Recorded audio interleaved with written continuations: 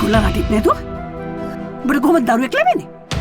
තෝමයි කොල්ලා කෑ මොනවද කියේ? අනේ කවුරුත් නැද්ද? උඹට දෙමාපිය සහෝදරයෝ එහෙම නැද්ද? දෙමාපියෝ හිටියනම් මට මෙහෙම වෙන්නේ නෑනේ අම්මේ. මං ඔයාලට තෑග්ගක් ගෙනාවා. මොකද්ද?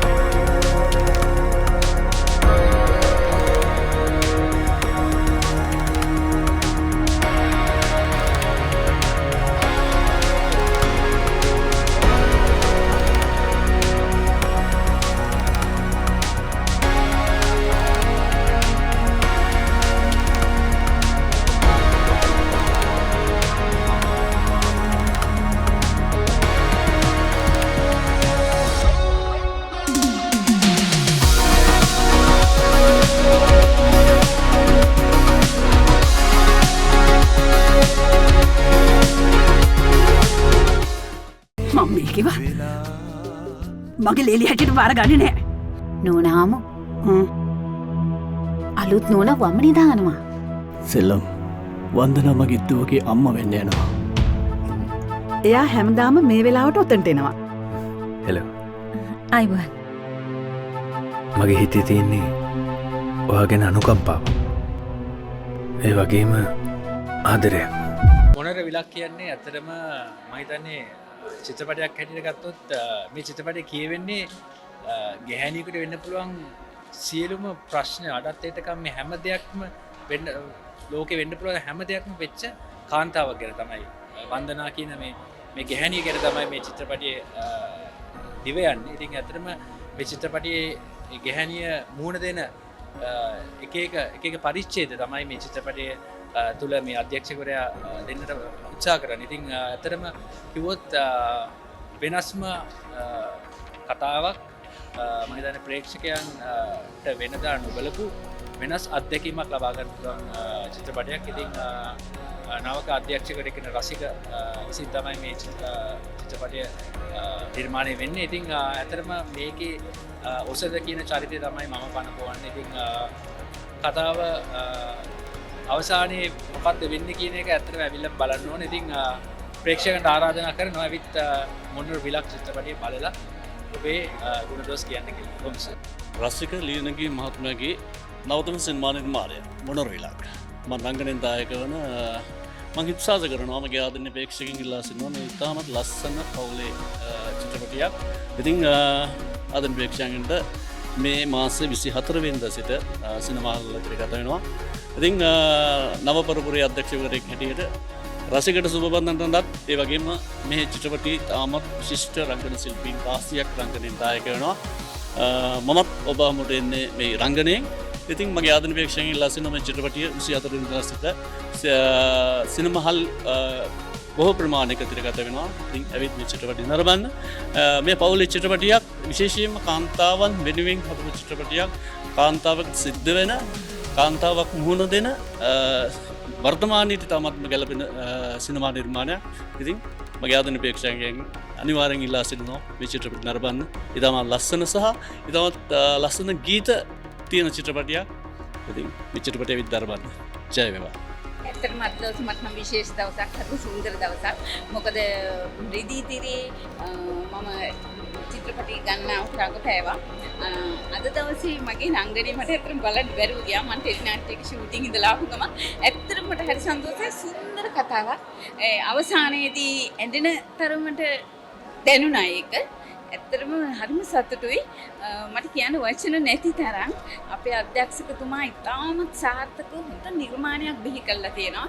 ඉතින් හොඳ නළු නිළි පිරිසක් වටා ගෙතිච්ච ලස්සන සුන්දර කතාවක්. ඉතින් ආසයි ආදරේ හැමෝටම. ඉතින් හැමෝගෙම ඉල්ලනවා මේ චිත්‍රපටය ඇවිල්ලා බලලා රස විඳින්න කියලා. හැම කෙනෙක්ම ආරාධනා කරනවා.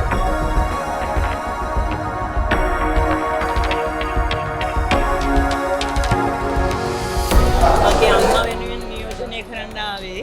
ඇත්තටම මගේ අම්මා නැති වෙලා අදට මාස 4 ලැබුවා.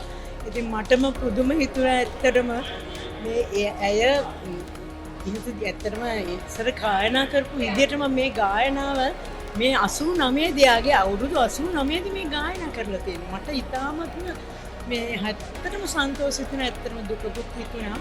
මගේ සහෝදරයෝ කියලා තියෙනවා, මගේ නෑනලා කියලා තියෙනවා. මේකේ මම ඉතාමත්ම මේ ඇත්තටම හදවතින්ම ප්‍රාර්ථනා කරනවා මේ දේ හරියටම ඉෂ්ට කරගන්න වාසනාව, ශක්තිය, ධෛර්යය රසික මල්ලි ඇතුළු සියලු දෙනාට ලැබේවා. මොකද මේක ඇත්තටම අපිටත් හරිම වාසනාවක්. මගේ අම්මා අන්තිම වරට චිත්‍රපටයකට ඇය සහභාගී වුණා. මාල්නි අක්කා සහභාගී වුණා. මේක ඉතාමත්ම ලස්සන චිත්‍රපටයක්. මට හරි සතුටුයි. මම හදවතින්ම ප්‍රාර්ථනා කරනවා හොඳින් හැම දෙයක්ම ඉෂ්ට සිද්ධ වෙන්න කියලා. මොනර විලක්. ඇත්තටම අද මම හිතන්නේ මේ අද මාධ්‍ය වලට පෙනෙන දවස. මමත් අද තමයි පළවෙනි වතාවට බැලුවේ රූපගත ෆිල්ම් වලින් පස්සේ. ඇත්තටම මං හිතුවේ නෑ රසිකගේ මෙච්චර ලස්සන ෆිල්ම් එකක්. ඩිරෙක්ටර් මොකදගේ පළවෙනි අවස්ථාවේ පළවෙනි චිත්‍රපටය ඇත්තටම ලස්සනට කරලා තිබ්බා. ඒ වගේම නිෂ්පාදක ඒකට සපෝට් එක දීලා තිබ්බා. ඒ වගේම මේ අපේ ක්‍රූ එක මං හිතන්නේ මාත් ඇතුළු මේකේ මාර ප්‍රවීණ සෙට් එකක් ඉන්නේ. ඇත්තටම මාල්නි අක්කා ඇතුළු සනත් අයියා මං හිතනවා ඒ ප්‍රවීණයන්ගේ එකතුව මේ ෆිල්ම් එකේ මාර සාර්ථකත්වයක් තිබුණා. ඉතින් ඒ වගේම උමයන්ගන අද නැහැ. උමයන්ගන හිටින්න මම ඉන්න තවත් හොඳයි කියලා මොකද හරිම ලස්සනට ඒ කැරක්ටර් එක කරලා තිබුණා. ඉතින් මට නිකන් මේක දැනුණා නිකන් අර පරණ චිත්‍රපටයක් වගේ. මට ඒක හිතා ගන්න අමාරුයි. මොකද එකට එක වෙනස් වෙනකොට ඒක නිකන් සින්දුත් එක්ක වික්ටරත්නකයන්ගේ සංගීතයත් එක්ක මට හරි දැනුනේ. ලතා වල්පොලගේ ගීතත් එක්ක මේක නිකන් අර පරණ ෆිල්ම් එකක ගතියක් මට දැනුණා. ඇත්තටම මං හිතනවා දැන් අද යන මේ ට්‍රෙන්ඩ් එක වෙනස් කරලා වෙනම කතන්දරයක් වෙනම සිනමා පටයක් වශයෙන් මොනර විලක් ප්‍රේක්ෂකයන්ට බලන්න පුළුවන් වෙයි කියලා. ඉතින් අපි බලමු. ප්‍රේක්ෂකයන් ඉදිරියේදී මේක මං හිතන්නේ හෙට අනිදාම මේක සිනමා ශාලාවල පෙන්වනවා ප්‍රේක්ෂකයන්ට. එතකොට අපි බලමු ප්‍රේක්ෂකයන්ගේ අදහස්. අතර මේක මම හිතන්නේ බැලිය යුතුම ෆිල්ම් එකක්. මොකද මේක වෙනස්ම සිනමා පටයක්. ඒ කියන්නේ ලස්සන කතන්දරයක් කියලා මට දැනුණා. thank you.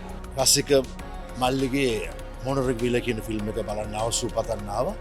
ඉතින් විශේෂයෙන්ම ආවේ මාල්නි ෆොන්සේකා අපේ ජනප්‍රියම නිලි රචනගේ අවසාන චිත්‍රපටයේ හින්දා, ඒ වගේම වික්ටරත්නායක මහත්තයාගේ මියුසික් හින්දා. ඉතින් සින්දු රසක් තියෙන ආදර්ශමත් කතාවක්. ඉතාම ආදර්ශමත් කතාවක්. අවසානයේ වෙනකන් හිතාගන්න බෑ මොනවද වෙන්නේ කියලා. ඉතින් මම මේ කතාව කියන්නේ නැහැ. ඒක රසිකත්වයට බාධාවක් වෙන හින්දා හිතන්නේවත් නැති විදිහට තමයි අවසන් වෙන්නේ. ලස්සන ආදර්ශමත් කතාවක්. මම සූපතන් අයියාවේ රසික ජනතාවගේ ඉල්ලා හිටනවා මේ චිත්‍රපටය බලන්න කියලා. කොහොමද මේ සිනමා පටය මට මගේ සිතේ තිබිච්ච ලොකු සිහිනයක් සැබෑ වුණ දවසක් අද. මම සෑහෙන කාලයක් තිස්සේ පෙරුම් පුරලා මට තිබ්බ ලොකුම ආසාවක් තමයි මාලනී අක්කත් එක්ක චිත්‍රපටයක් කරන්න. ඒ සීනය සැබෑ කරමින් මගේ නිෂ්පාදකවරු දෙන්න ලලන්ත ගුණවර්ධන මහතාත් අපේ හර්ෂණ මහත්තයාත් එකතු වෙලා මේකට මේ දැවැන්ත සිනමාවට දැවැන්ත චිත්‍රපටයක් කිරීමට මේ සිනමාවට සෑහෙන උරදීමක් කෙරුවා. ඇත්තම කියනවා නම් මට මේකෙදී ලතා අක්කා, සනත් අයියා, මාලනී අක්කගෙන් ලැබිච්ච වීණ අක්කගෙන් ලැබිච්ච සහයෝගය නම් කියලා නිම කරන්න බෑ. දහසක් ප්‍රශ්න මැද්දේ මම මේක නිමා කෙරුවා. ඒකේ අද මංගල දර්ශනය මේ අපි පෙන්නවා. මං සෑම දෙනාටම ආරාධනා කරන්නේ මේ සිනමාව ප්‍රවර්ධනය සඳහා අනිවාර්යෙන් මේ චිත්‍රපටිය බලන්න. බලලා ඔයගොල්ලෝ මේ අදහස් අපිට ඉදිරිපත් කරන්න. ඒක තමයි මම හැම කෙනාගේම බලාපොරොත්තු වෙන්නේ. මොනරවිලක්